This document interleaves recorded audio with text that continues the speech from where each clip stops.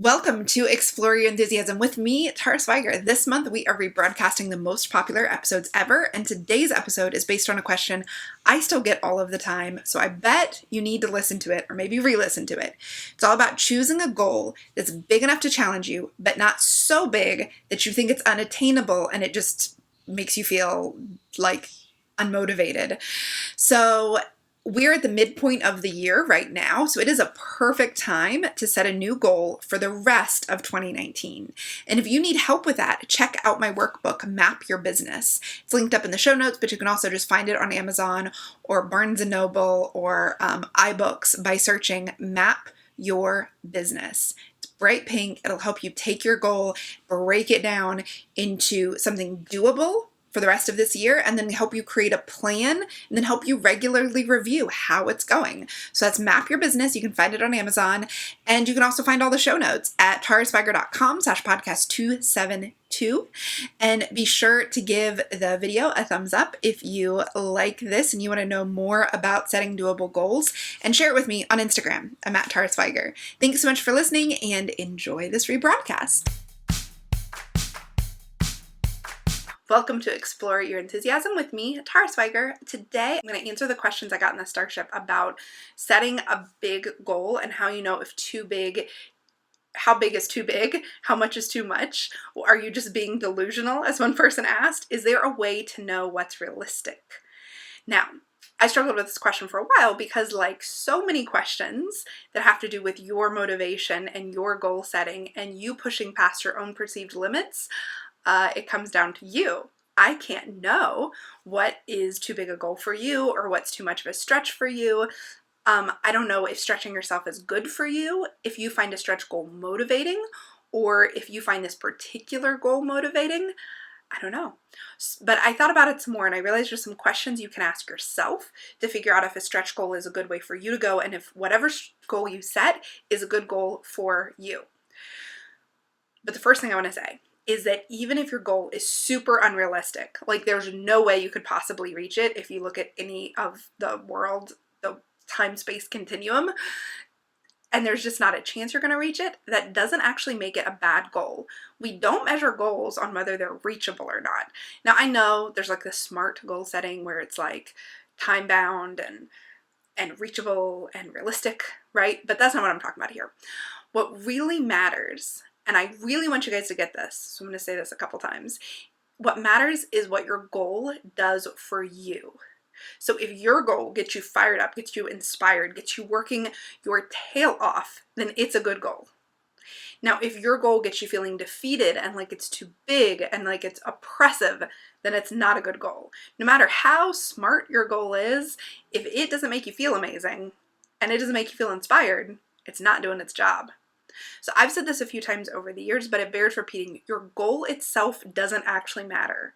Setting a goal is a tool that helps you make the plan to get there.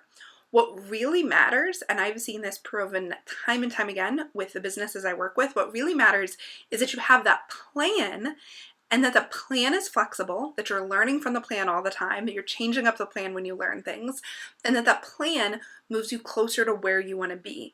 It is really easy to make a plan that takes you to a business you don't want. So how do you know where you really want to be? You set a goal. You set a goal that delights you and that inspires you. It's not the goal itself that matters. It's having a picture on the horizon that you're walking towards. It's like if you were totally lost in a snowstorm and you saw a house far in the distance and you were walking towards that house. It doesn't actually matter if anybody's home. It doesn't matter if they have a telephone. It doesn't matter if their power is out. The fact is you have something to walk towards. And if you were just in a snowy blizzard and you couldn't see anything, you would have no idea what direction to walk in. That home is what you're walking towards. You might find when you get there, it's not what you want. That's okay. You at least have moved in the direction of like people and houses. I don't know. I just came up with that metaphor. Hopefully it makes sense. So there are a few things you can do to see if your goal is realistic, if that's what inspires you. But again, the goal itself doesn't matter. What matters is that it helps you create a doable plan that you feel inspired by each day and you get up and you do it. So yes, you can do some math to see if your goal is aligned with the pace you've been building your business so far. So I think when some people ask, is my goal ridiculous? This is what they're looking for. They're wondering, how do I know if my goal is within the realm of possibility? So what you do, and this is hard to do if you just started your business, you just gotta wait a bit. You look at your rate of growth over the last few years. Now, if you just started your business 6 months ago, you could look at your rate of growth each month. But frankly, like, a lot is going to change in the life of your business. The startup phase is kind of nothing like the ongoing growth phase or like the maintenance phase of your business. So an example would be if over the last 2 years your business has grown 20% per year, then a really realistic income goal for 2018 would be to set an income goal that's 20% bigger than last year. And you could even set 25% if you're going to make some changes in how you do things. But the most realistic goal would be the exact same rate of growth you've been maintaining. But what if you are tired of doing things the way you've been doing things? What if you want to change up everything? What if you want to stop some of your marketing activity? What if you want to add a whole new marketing channel? What if you want to sell in all new places? What if you are committed to doing the work, you're committed to trying launches, you're committed to constant change and growth, and you haven't been in the past? It is totally possible that your business could grow 40% or 50% or 100%. So saying that 20% is realistic doesn't mean that 20% is the cap. It doesn't mean that it's the maximum. It's just what you've done in the past. So how would you know if that's too big? So if what you want is a doable goal, or if you want to know if your goal is too big because it's far above what you've done in the past, you need to be really honest with yourself. Are you willing to do what it takes? Are you willing to learn what you need to learn? Are you willing to grow in the ways you'll need to grow in order to reach that goal? Are you willing to do something different? That's the question. So if your growth in the past has been 20% and you now want to grow 70%, you have to ask yourself, am I willing to be different? I can't keep doing the same things I've been doing and expect different results. So if me asking you this has you panicky and you're like, oh my God, this is so much pressure. Take a deep breath. It's going to be okay. You can do it. You could reach just so many huge, amazing goals, but you have to know that it's going to require growth and change. And you have to believe that you're capable of this. So another way to figure out if your goal is good for you or not is to know yourself. In the past, have you been inspired by ridiculous goals or have you felt frozen by them? So I'm going to take a break here and actually say, when I say know yourself, I don't mean go back and look at all the goals you failed at and say, well, big goals don't work for me. And I don't want you to go back and say, well, I've only ever grown 20% per year, so I guess that's all I'll ever do. No. Because you could change tomorrow. You could decide to do new things tomorrow. You could decide to commit in a new way today. So when I say know yourself, I don't want you to list all the things you failed at. What I want you to do is look at, have you been inspired by your big goals? Maybe you've never reached a goal, but having those big, massive, insane goals got you to do so much more work. Say you set the goal of hitting $100,000 in sales in your first year and you only hit $50,000 in sales. But the year before you didn't have a business. So like that's massive, that's huge. And having that big 6-figure goal kept you working, kept you going, kept you like up until the last day of December, you're working on your business. Then that tells you you're a person who likes big goals.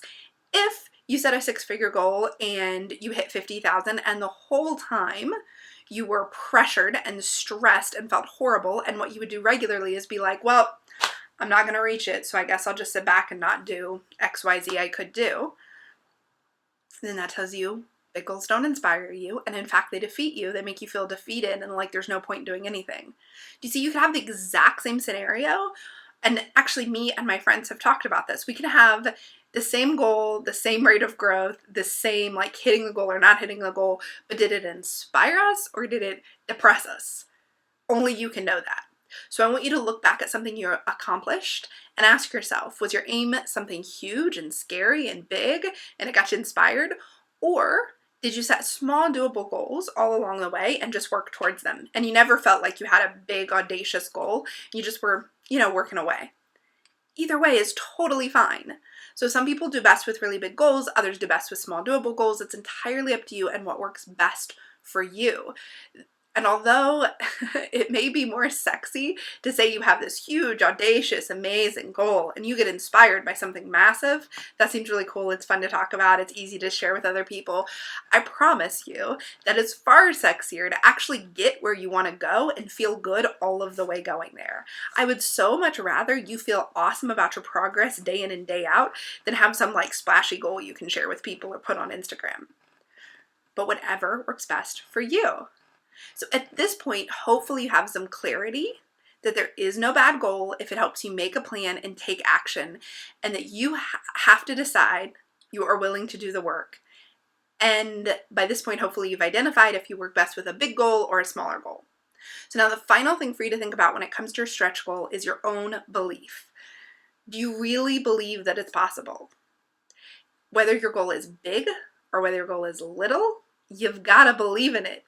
It's only going to be reachable and reachable by you if you believe that you could reach it, whether it's big or small. If you don't think it's reachable, you won't take the action to work towards it. So I've worked with so many women over the years who have set perfectly reasonable goals, like totally in alignment with what they've already done, with where their growth was going to take them, with what they were totally capable of, and they never got there.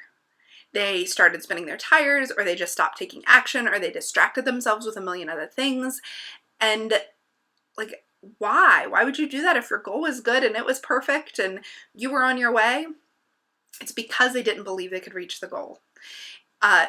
So they didn't take action. They stopped working on it, or they got distracted because they thought, well, that's not really reachable. Even if it was perfectly in alignment from the outside standards of what would be doable, they just thought, I don't know. So sometimes we have blocks about certain levels, certain income levels, certain rank levels, certain numbers of sales, certain numbers of customers. And even if it's perfectly like we had 15 store accounts and now we're going to have 20 and that seems really doable, something about that 20 just freaks us out. We don't actually believe we're capable of that.